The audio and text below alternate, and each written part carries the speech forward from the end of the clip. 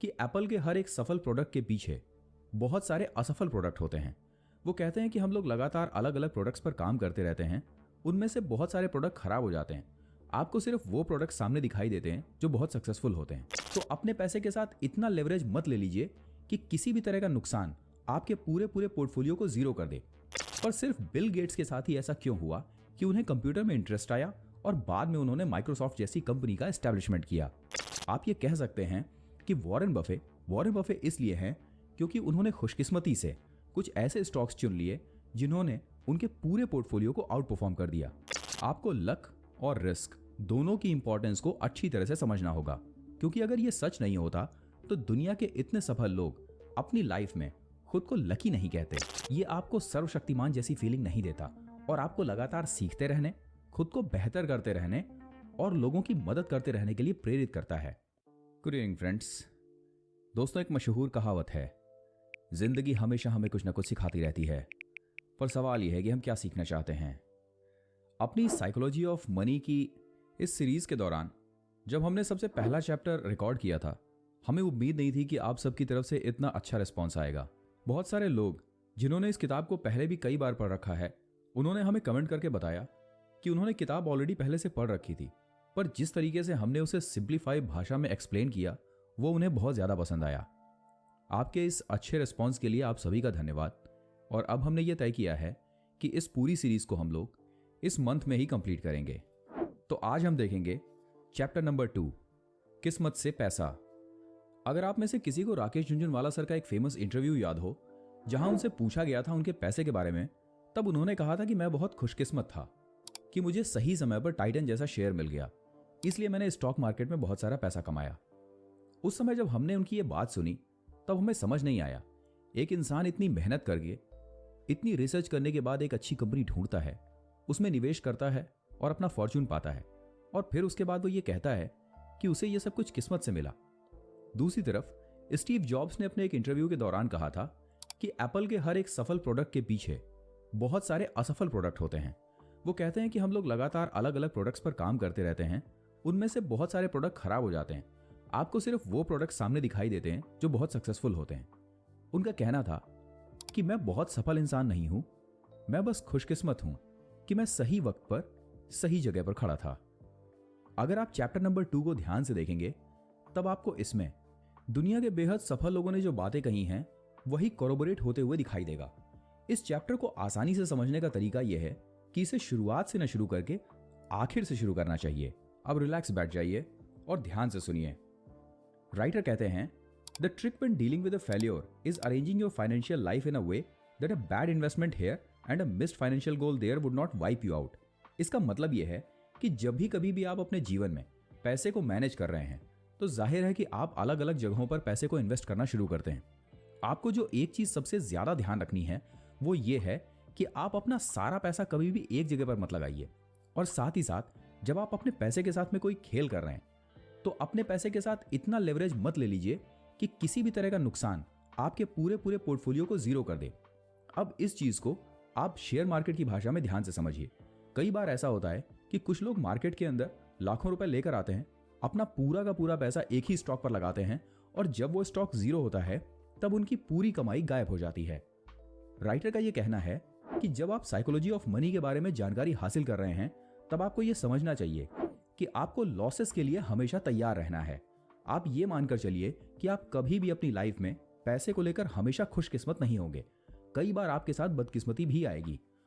आपको इस चीज का ध्यान रखना है कि जब आपका लॉस हो तब वो कभी भी इतना बड़ा नहीं होना चाहिए कि आपके पूरे पोर्टफोलियो को जीरो कर दे। मिसाल के लिए, अगर आप किसी बिजनेस में पैसा लगाना चाहते हैं तो पूरा का पूरा पैसा उस बिजनेस में मत लगाइए।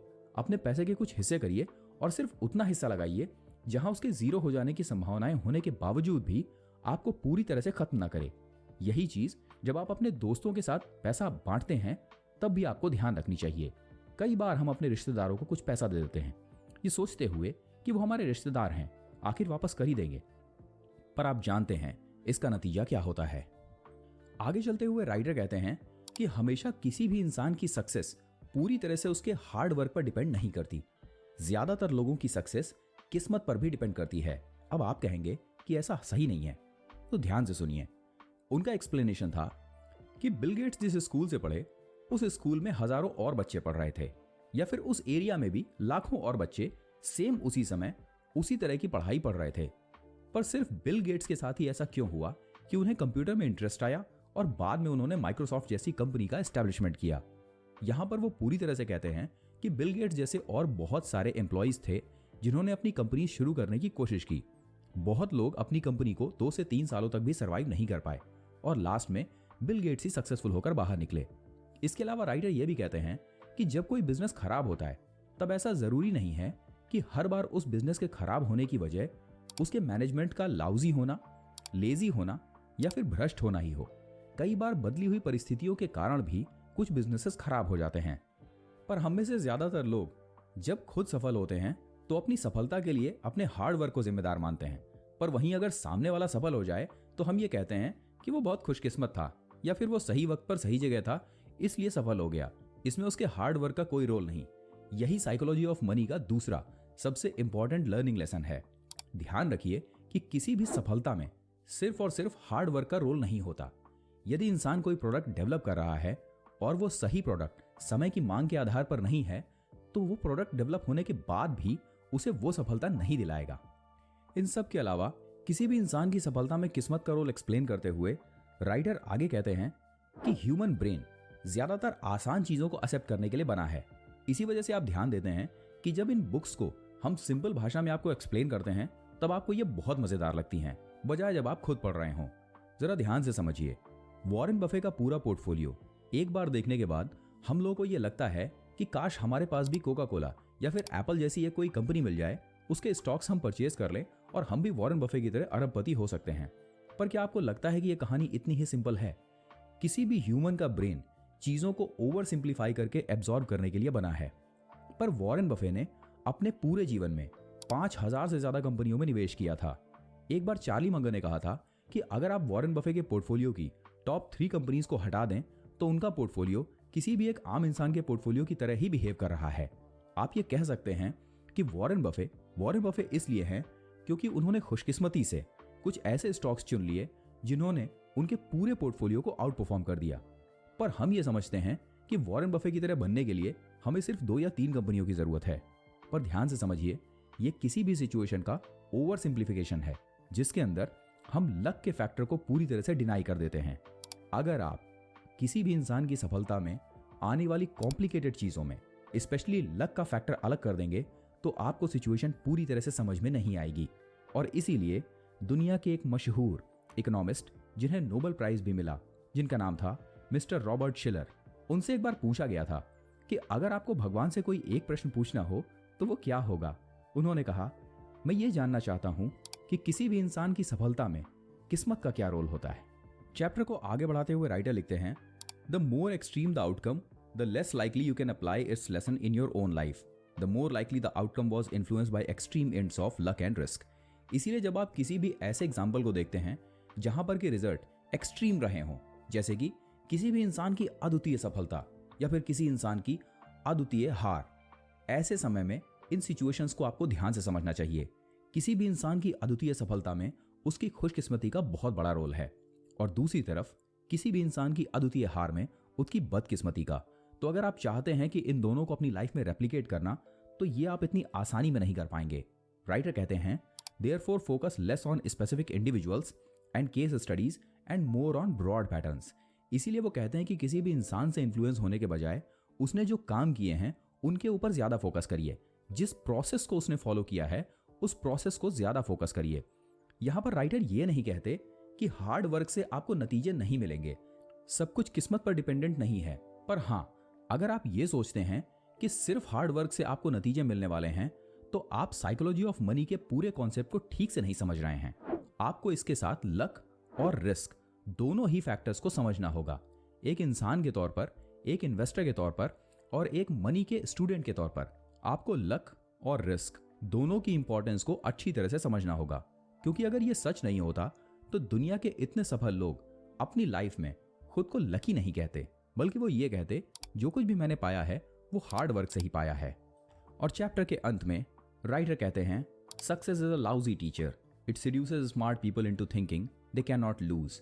क्या आपने गौर किया है कि ज्यादातर लोग ये कहते हैं कि अगर आपको सीखना है तो दूसरों की गलतियों से सीखिए, लोगों की हार से सीखिए, लोगों की कमजोरियों से सीखिए, बजाय उनकी सक्सेस से सीखने के। यहीं पर राइटर ये कहते हैं कि जो सक्सेस होती है वो किसी भी इंसान के सर पर चढ़ जाती है, उसे यह एहसास कराने लगती है कि वो कभी भी गलती नहीं कर सकता और वो एक सुपर ह्यूमन है। इसलिए बजाय सक्सेस से सीखने के आपको लोगों की लॉस स्टोरी से सीखना चाहिए, उनकी हार से, क्योंकि हार एक अच्छा टीचर होता है। वो आपको ये समझाता है कि आपने कहाँ गलती की थी और भविष्य में आपको क्या नहीं करना है। ये आपको हम्बल बनाए रखती है। ये आपको ये सिखाती है कि आप कभी भी गलती कर सकते हैं। इसलिए ये आपको अपनी सक्सेस के रास्ते पर अलर्ट बनाए रखती है।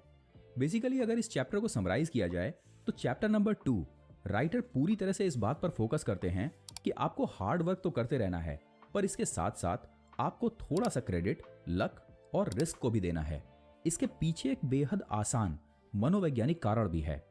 जब आप सब कुछ खुद पर डिपेंडेंट मान लेते हैं और हर चीज के लिए खुद को जिम्मेदार, तब कई बार आपके दिमाग में घमंड आ जाता है।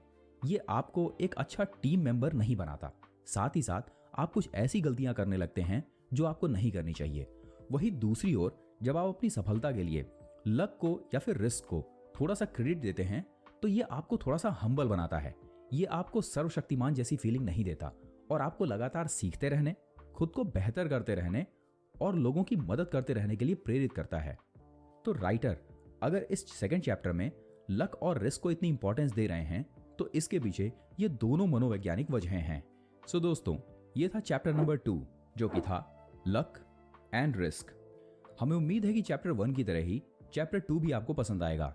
अब हमारी आपसे सेम वही रिक्वेस्ट है, आपको करना इतना है कि इस चैप्टर के कमेंट बॉक्स में जाकर अपने कमेंट जरूर दीजिए। आपने जो भी सीखा या फिर आपके जो भी विचार हैं या जो आप और जानना चाहते हैं, कमेंट बॉक्स में जरूर लिखिए। ये आपके कमेंट्स ही हैं जो हमें इस सेशन को आगे बढ़ाने के लिए मोटिवेट करते रहते हैं। हमें उम्मीद है कि आज का ये सेशन आपको पसंद आएगा। खुद को बेहतर बनाने के लिए हमेशा सीखते रहना जरूरी है और जिंदगी से अच्छा कोई टीचर नहीं, क्योंकि ये कभी सिखाना बंद नहीं करती। पर सवाल यह है कि हम क्या सीखना चाहते हैं। यदि चैनल पर नए हैं तो लाइक, शेयर, सब्सक्राइब करना न भूलें। मिलते हैं आपसे अगले सेशन में।